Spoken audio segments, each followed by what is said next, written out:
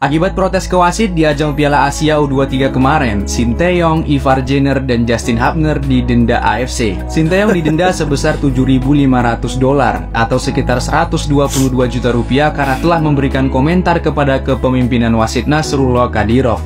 Kalau kalian ingat, wasit Kadirov ini waktu itu memimpin di laga Indonesia U23 versus Qatar U23. Kemudian Justin Hubner dan Ivar Jenner sama-sama didenda sebesar $5.000 atau sekitar 81 juta rupiah karena dua orang jadi totalnya $10.000 atau sekitar 163 juta rupiah. Kalau di total, PSSI harus membayar $17.500 atau sekitar 285 juta rupiah. Gila si AFC, kenyang banget makan duit 285 juta, cuma protes doang kena segitu. Ini pasti ada campur tangan pihak Vietnam, karena pada waktu itu setelah Piala Asia U23 selesai, salah satu media Vietnam sempat bilang kalau Indonesia harus diberi sanksi karena sering melakukan protes kepada wasit. Dan sekarang sanksi itu beneran dikasih coy. Gimana nih? Biarin aja PSSI membayar denda itu dan selesai gitu aja, atau kalian mau mampir dulu nih ke akun IG-nya AFC? Harusnya mampir dulu ini. Kita harus silaturahmi dulu ke akun IG-nya AFC. Tapi memang protesnya Ivar Jenner, Justin Hubner, dan juga Coach Sintayong itu memang berdasar karena kepemimpinan wasit siapa waktu itu, Nasrullah Kadirov itu memang merugikan Indonesia. Belum lagi tambah waktu itu wasit dari Cina itu yang membuat Indonesia itu harus kalah. Dan memang selama ajang AFC U23 itu Indonesia kalau boleh dibilang lawan sesungguhnya itu bukan negara-negara yang dilawan Indonesia seperti Qatar, seperti Yordania, Korea Selatan, tapi wasit.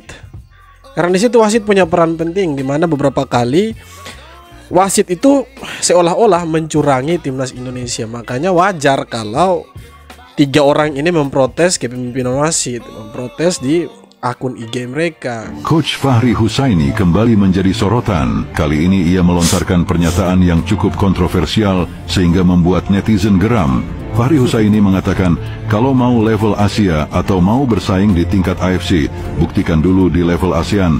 Harus juara dulu di Piala AFF, barulah bisa dikatakan level Asia. Netizen ramai menanggapi pernyataan ini dan seolah mempertanyakan kembali pada Fahri, bagaimana dengan Singapura yang sudah juara 4 kali? Singapura itu juara 4 kali tapi belum pernah sekalipun main di Piala Asia.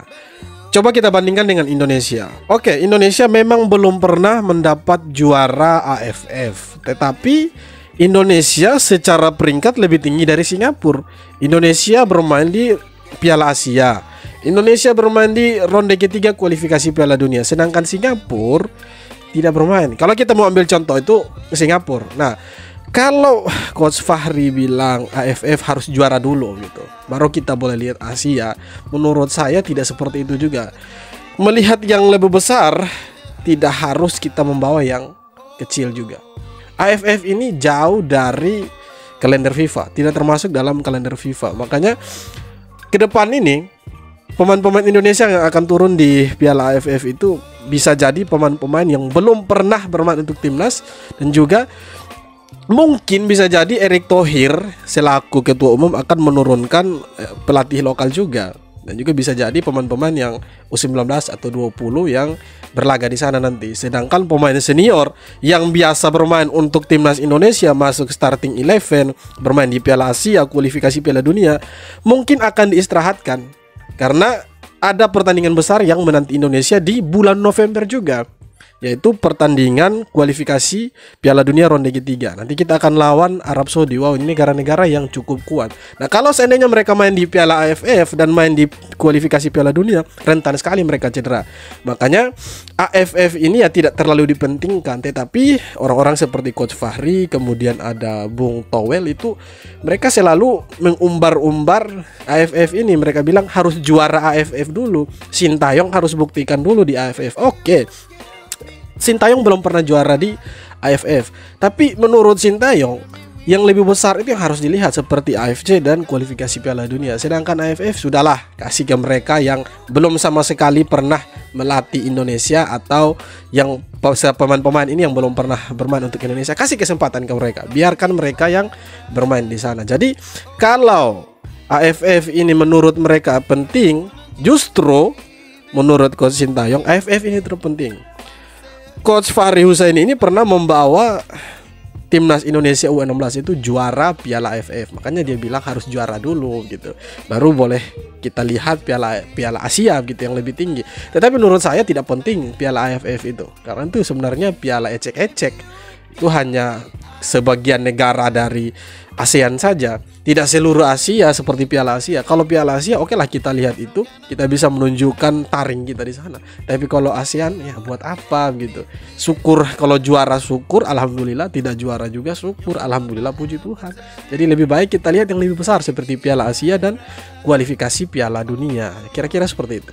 Hancurnya timnas Indonesia ketika dilatih Simon McManamy. PSSI menunjuk Simon McManamy sebagai pelatih timnas di akhir tahun 2018. Di bawah Simon, timnas Indonesia hancur lebur di kualifikasi Piala Dunia 2022. Timnas Indonesia menelan 4 kekalahan beruntun. Buruknya 2 kekalahan dari Thailand dan Malaysia terjadi di Gelora Bung Karno. Hasil itu membuat peringkat FIFA timnas Indonesia menurun tajam dari 159 ke 173, dan itu adalah peringkat terburuk FIFA Indonesia sepanjang masa. Dalam 10 tahun terakhir, Simon McManamy adalah pelatih terburuk yang melatih timnas Indonesia.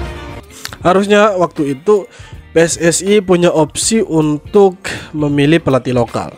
Kalau tidak salah waktu itu ada Rahmat Darmawan, Coach Rahmat itu bagus sekali itu. Kemudian ada Indra Safri juga, bawa tim U19 kalau tidak salah waktu itu juara Piala AFF. Dan masih ada banyak lagi yang kalau boleh dibilang ya berprestasi seperti Jackson F. Tiago. Itu mereka bagus sebenarnya. Tetapi kemudian PSSI lebih memilih Simon McManamy. Dia ini mantan pelatih Filipina kalau tidak salah. Tapi ya ketika dia menjadi pelatih kepala timnas senior Indonesia itu buruk sekali justru. Indonesia kalah terus, tidak ada perkembangan di bawah. Justru Indonesia semakin terpuruk. Peringkat FIFA semakin melorot. Kemudian datanglah Luis Milla, kemudian ada Sintayong. Nah, itu baru diperbaiki pelan-pelan. Peringkat Indonesia mulai naik, secara kualitas permainan lebih bagus, lebih menarik untuk ditonton, selalu ditunggu-tunggu oleh netizen, ya kalangan bawah. Orang-orang awam sepak bola pun ya semakin suka dengan timnas kita, timnas sepak bola Indonesia. Karena ya lebih menarik untuk ditonton begitu daripada era dulu seperti Simon McManamy ini jadi pelatih gitu. Karena selalu kalah, buat apa nonton kalau kalah terus, ya kan. Tetapi ya sebagai pecinta timnas seharusnya kita mendukung. Tapi apapun cerita sejarahnya, kita harus tetap mendukung Indonesia yang sekarang karena prospeknya luar biasa. Karena progres ini sudah ada gitu, sudah kelihatan arah jalannya timnas Indonesia ini sudah kelihatan bahwa mereka punya prospek luar biasa. Harapan untuk bermain di Piala Dunia itu ada, apalagi Piala Asia. Kita punya harapan ke sana. Jadi kita harus tetap mendukung timnas kita bermain, kalah ataupun menang, kita harus tetap dukung. Kira-kira seperti itu. PSSI naikkan gaji Sintayong. Ini jangan sampai didengar sama haters ini. Gaji Sintayong dalam kontrak barunya di timnas Indonesia. Pria berusia 53 tahun itu baru menandatangani perpanjangan selama 3 tahun sebagai pelatih Garuda. Namun, PSSI tidak mengungkap gaji Sintayong yang baru. Dalam kontrak lama, ini juga bukan untuk menjadi konsumsi publik. Dalam kontrak baru PSSI dengan Sintayong sampai 2027, pelatih asal Korea Selatan itu ditargetkan untuk membawa timnas Indonesia menembus 100 besar ranking FIFA. Target kepada Sintayong naik, targetnya kan 100 besar dunia. Gaji pasti naik, tidak mungkin tidak, ujar anggota Exco PSSI, Arya Sinulinga, kepada wartawan. Ya seharusnya gajinya itu udah naikkan karena target untuk Sintayong ini besar sekali gitu. PSSI menargetkan Indonesia harus masuk 100 besar peringkat FIFA. Nah, bagaimana kalau misalkan peringkat target itu tercapai? Ya, gajinya harus dinaikkan. Dan ini jangan sampai didengar sama orang-orang yang dalam tanda kutip selalu mengkritik dan membenci STY. Nanti mereka tambah ngedumel lagi. Nanti mereka tambah kuar-kuar di belakang, semakin tidak suka dengan STY. Jadi ya sebenarnya diam-diam saja gitu. Kalau ada naik gaji syukur gitu. Karena dia prestasinya itu kelihatan gitu, bahwa peringkat Indonesia naik, Indonesia masuk ke ronde ketiga kualifikasi Piala Dunia, main di Piala Asia 2027, jadi wajar kalau gajinya naik begitu kan. Reaksi PSSI usai netizen minta Nova Arianto jadi pelatih timnas Indonesia di Piala AFF 2024. PSSI bereaksi usai didorong netizen untuk menunjuk Nova Arianto menjadi pelatih Timnas Indonesia di Piala AFF 2024. Namun, PSSI masih belum bisa memastikan. Timnas Indonesia kemungkinan tidak akan menurunkan tim utama di Piala AFF 2024. Nah, ini bagus. Skuad Garuda bakal memainkan tim pelapis yang mayoritas masih berusia muda. PSSI tidak memberikan target tinggi kepada Timnas Indonesia di Piala AFF 2024. Pasalnya, skuad Garuda fokus di putaran ketiga kualifikasi Piala Dunia 2026 zona Asia. Dalam Piala AFF 2024 yang akan berlangsung pada 23 November 21 Desember tahun 2024, Timnas Indonesia masuk grup B. Skuad Garuda akan melawan Vietnam, Filipina, Myanmar, dan Laos.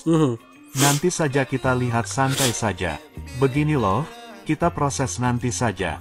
Nova kan diuji juga di kualifikasi Piala Asia U27 2025. Jadi, jangan cepat-cepat ditentukan, ujar anggota Exco PSSI, Arya Sinulinga.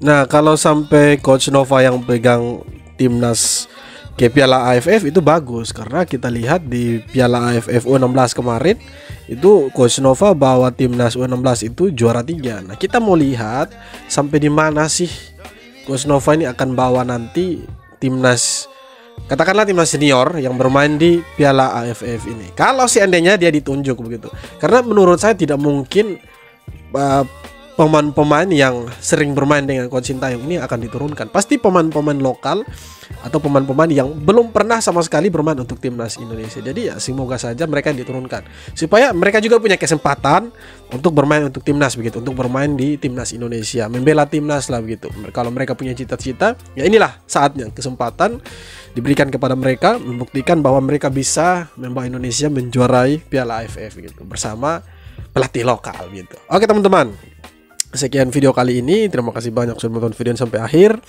Seperti apa tanggapan kalian? Silahkan tulis di kolom komentar. Dan kita jumpa lagi di video-video berikutnya. Hormat.